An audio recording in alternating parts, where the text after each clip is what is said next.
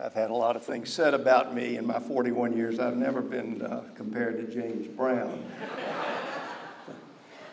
It's a privilege to be with you folks today and to offer some thoughts on integrity and honor at a school to which I owe so much and for which I'm deeply grateful. Thank you, Mr. Ainsley and Fletcher, for your kind words, really too kind, but I'm grateful. Thank you, Nicole and Earl Betts, for generously endowing this speaker series. And of course, thank you, B.K. Mundy, for being such a special and loyal friend to me of almost 50 years, and for being, for me and for so many, a truly inspiring example of integrity and honor. And thanks as well to this year's Honor Committee and all honor committees of the past and future here. The work of these student leaders is vitally important to this community and also enormously challenging. Few responsibilities are more humbling, more daunting than making decisions about one's peers. Let me start by sharing a little of my VES story. It's a tad bit different from what Fletcher said in terms of how I ended up here. In the spring of 1976, I was 20 years old, not much older than you seniors. Pretty uncertain about what I wanted to do with my life. Much to my parents' disappointment, I decided to take a year off from college. Of course, they were worried that I wouldn't go back. I came to VES to get some advice from this Mr. Ainsley's dad, Sandy Ainsley, who had taught and mentored me when I was a student at Episcopal High School. That Mr. Ainsley gave me the opportunity to serve here as a faculty intern. The opportunity inspired a 41-year career in teaching, for which I could not be more thankful. What was it about my time here that led to that 41-year career? As a young 20-year-old, truly uncertain about what he was on this earth to do, and in his first real-world job, I experienced firsthand a community, this community, that welcomed me, encouraged me, cared for me, indeed loved me. I also experienced a school community every single day, committed every single day, to developing and nurturing the mind, body, spirit, heart, and character of each member of the community. In other words, to helping us all aspire toward full stature, toward what is most noble about our humanity, which is at the core of your school's mission. We all stand on the shoulders of giants. That's something that I suspect John Ellison said as well. This quote is often attributed to the great scientist and philosopher, Sir Isaac Newton, but its origins date back to a 12th century theologian and author who reminded all of us that, quote, "We see more, and we see things that are more distant than they did, not because our sight is superior or because we are taller than they, but because they raise us up, and by their great stature, they add to our stature." A more recent pastor, and I think this is the pastor that John Ellison was quoting from, said this, quote, "We build on foundations we did not lay. We warm ourselves by fires we did not light. We sit in the shade of trees we did not plant. We drink from wells we did not dig. We profit from persons we did not know." An institution as storied and as enduring as this one owes so much to those who have gone before us. In being at VES, I certainly was blessed to work with and learn from giant men and giant women, people of giant character, of rock-solid integrity, people who care deeply about their students and this community. You students have giants of character among you today, teaching and coaching, encouraging you, indeed loving you. This is a community steeped in noble, timeless principles, and I was privileged to be a part of it as a young man, really not even out of college yet. Those principles were and are a huge gift to me and to you and to the students who have sat where you sit today for over 100 years. Just as these ever-important principles of honor are huge, literally life-giving gifts to us today, somehow, and there's nothing easy about this, somehow we must muster the will, the courage, and the conviction required to live out these principles and to pass on these giant principles to those who come after us. All of us in this sacred space share a responsibility to give this truly extraordinary gift of integrity to those who follow us. And those timeless and sustaining and giant principles of your community are brought to life most profoundly in your honor system, through which we commit ourselves to daily lives of honor and integrity. And we also commit ourselves to taking mutual responsibility for the most crucial quality of any healthy community, and that's the trust we have in one another. And by the way, it's perhaps more challenging than ever to live a life of integrity, a life committed to the giant principles of your honor system in which we pledge, we promise not to lie, not to cheat, not to steal, and in a system in which we hold one another accountable to honorable conduct. There's nothing easy about living into these principles. And by the way, folks, none of us, if we are truly honest with ourselves, and it is self-honesty that is the most challenging and most important kind of honor, but if we're fully honest with ourselves, none of us is perfectly honest all the time. We are all fallen and frail and flawed creatures, and we need to be honest about our very human failings. Let me also say that while I strive to live out a life of integrity, it would be incredibly disingenuous, if not hypocritical, and indeed dishonest for me to stand before you this morning and tell you that in my own striving towards this quality, I actually exemplify it all the time. I don't. Like all of us, I struggle to live fully and faithfully into this transcendent quality of honesty. And so it is with genuine humility and real nervousness that I share my perspectives this morning. So why is it so difficult to live a life of integrity in today's world? First, from my perspective, we are confused about the purposes of freedom. Now, folks, bear with me on this point. I promise I'll tie it back to honesty. When Thomas Jefferson wrote in the Declaration of Independence that we are, quote, endowed by our Creator with certain unalienable rights, that among these are life, liberty, and the pursuit of happiness, he did not. He did not mean happiness just in the sense of our personal success or personal pleasure. Jefferson's vision of happiness and the vision of our founders concerning happiness went much deeper and much higher than our personal happiness. For them, the pursuit of happiness was much less about the self, much less about me, much less about my self-interest. For the founders, pursuit of happiness meant a lifelong quest for virtue, a lifelong quest for virtue, for what is right and true. Pope John Paul II put this same idea this way, quote, freedom is not the power of doing what we like, but the right of doing what we ought. Freedom is not the power of doing what we like, but the right of doing what we ought. And so around us every day, there are such mixed messages about the true purposes of freedom, which should include, yes, for sure, pursuing our personal dreams, but the pursuit of our personal dreams should take place alongside pursuing what is true, what is good, what is right, what is honest. Another reason for the difficulty of living a life of integrity is that we have so many examples of people in public life who are thoroughly dishonest. As a result, poll after poll tell us that trust in all of our institutions is significantly down. Our fellow citizens have less and less trust in government, in the church, in business, in higher education. The only institution that has not seen a dramatic decrease in recent years in trust is the military. And even there, trust is much less than it once was.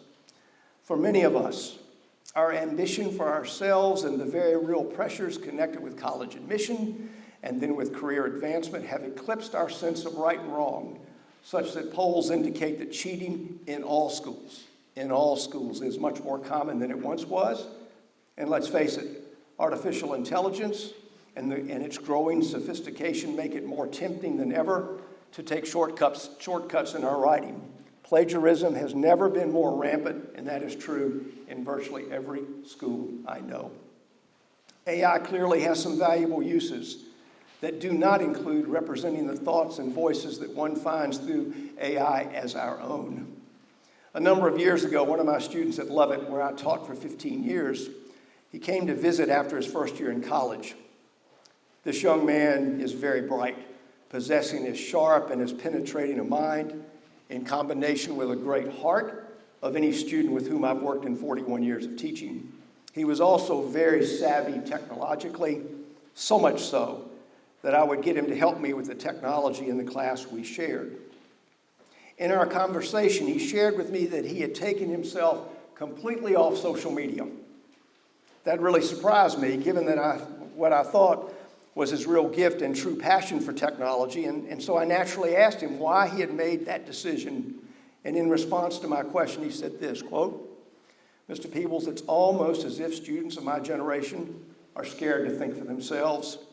We are overly reliant on social media for ideas, and that dependence on social media deprives us of the opportunity, the privilege, and the responsibility of creating our own thoughts and ideas." The student continued, quote, "I felt that I would literally lose some of what is distinctive about me, some of my own voice and soul, if I continued on social media, and so I stopped using it completely," close quote. And my former student came to this conclusion well before ChatGPT and the ever-increasing sophistication of AI. AI tempts us, lures us ever so cleverly into plagiarism, into expressing ideas and concepts that are not truly ours. Just as serious is the fact that AI, if used improperly, robs us of our own voices, of our own language. And that, friends, in turn robs us of some of our essence, some of our very soul. Please consider carefully the reality that technologies like ChatGPT can, if we let them, rob us of our voice and of our care and respect for words, for language. That is, language and words and thoughts that we create. Again, in today's world, where there is this constant barrage of words and images from social media and AI, it is so difficult to create ideas and thoughts that are truly our own, true to who each of us is. There's this constant degradation of language, a growing disrespect for words, and thus the devaluation of the slow seeking out of truth, the slow seeking out of the right words with which to express the truth in favor of what is fast, often incorrect, cheap, easy. Ultimately, the decisions by which we live our lives must be made individually, each of us by ourselves, and to make that decision without solitude. And gosh, friends, it's so hard to have real solitude in today's world. But to make the decision about language without solitude, to make that decision in the middle of a crowd, often a shouting crowd made all the louder and all the more influential, if not downright coercive, by social media and AI, that increases the risk of taking on the crowd's values as opposed to living by our own values, which are almost never found in the middle of the crowd. And I know you know this, but remember that our writing, which VES thankfully emphasizes so steadfastly and teaches ever so effectively, our writing is a means, an absolutely essential means of thinking. It is a way to understand what we ourselves think and then revise what we think. Searching for precisely the right words can place our meaning in such a way that helps us in our search for the truth. And isn't that search for truth what learning and life are about? Pure and simple, our journey with words, our struggle to find those right words, and it is a struggle, there's nothing easy about it. That struggle is essential to discovering the essence of who we are and the truth around us. The inappropriate use of AI compromises that journey, makes that journey not our journey. A true story that reminds us all of the importance of language to truth and life, the sacred nature of our language, yours and mine.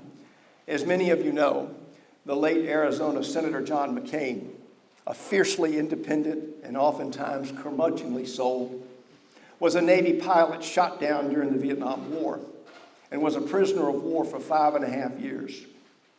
In writing about those 5.5 years, Senator McCain shared that somehow he and his fellow prisoners were able to hang on to their dignity and onto their honor in a place where their captors were engaged in a constant, unrelenting assault on their self-respect. In order to preserve his dignity, his humanity, if you will, McCain discovered that he had to stay in contact with his fellow prisoners, even though they were often physically isolated from one another. Communicating regularly with his fellow POWs was for McCain, quote, simply a matter of life and death. McCain would communicate in any way possible, A prisoner tap code was used very frequently. But spoken communication was especially meaningful, indeed life-giving. According to McCain, the sound of the human voice, unappreciated in our society's noisy clutter of spoken words, was an emblem of humanity to a man held at length in solitary confinement, an eloquent and poignant affirmation that we possess a divine spark that our enemies could not extinguish, close quote. In other words, the exchange of language was an affirmation of the truth of their personhood. Because of the spirit-lifting quality of language spoken or communicated via tap code, even the prisoners who were caught communicating and who were severely punished would return to their cells and resume communicating in a few days. These prisoners would risk painful punishments in order to speak with one another. They felt the need and the obligation to speak and to be spoken to. Language brought them light and hope. Language restored their humanity. Language lifted them up. Language, their language, true to them amid their ever dehumanizing circumstances, was sacred, was literally life-saving. Their words, as we heard earlier in the reading from Ephesians, gave grace to one another. What did McCain and his fellow prisoners learn from this horrific experience, and how are those lessons helpful to us today? They learned that we are in this life together, that we need each other, that we need to be able to trust one another. Or as one alum said to me when I sought her advice about this talk, Billy, if we really care about one another, and certainly our care for one another has always been the defining quality of this community, if we care for one another, doesn't that care demand that we be honest with one another? These POWs also learned the importance of truth, and that being truthful with one another was critical to the prisoner's survival. If they were to survive physically, emotionally, and spiritually, they had to be honest with one another. They had to be honest with one another when they compromised themselves. When, for example, they gave up information about their fellow prisoners, or when they gave up information about their sophisticated prison communication system. Folks, there's been a lot of research about what are those qualities that would suggest a really effective team where there's a tremendous amount of mutual trust. The most important quality is a willingness on the part of all team members to be vulnerable to one another, to be honest with one another, to let one another know when we make mistakes and when we've fallen short. When McCain and his fellow prisoners compromised themselves, and almost all of them did that at one time or another, because of the brutal physical and psychological torture and pressure they were subjected to, they admitted it. They acknowledged their shame and their guilt to one another, and they resolved to do better and pledged to do everything possible to hang on to their integrity, their dignity, their self-respect, and their care for one another. Their admission of their shortcomings, and there's a lesson here for all of us, their admission of their shortcomings strengthened their trust and their faith in one another. One of McCain's prison comrades said, quote, "We learn that the virtues of truthfulness and straightforwardness have their own reward." We learn that the virtues of truthfulness and straightforwardness have their own reward. We sometimes forget that. I forget that. To survive, and this is a powerful lesson for all of us that care about this honor-bound place, VES, they had to be in community. And to have a true community, they had to be responsible to and for one another. They had to be able to trust one another, and they saw that trust as the glue to a truly healthy community. They also learned that real courage is about endurance of the soul, and that much of life is about enduring and enduring with integrity. And that endurance requires exercising our free will, exercising what concentration camp survivor Viktor Frankl described as, quote, "the last of the human freedoms, the freedom to determine one's attitude in any given set of circumstances, to choose one's own way."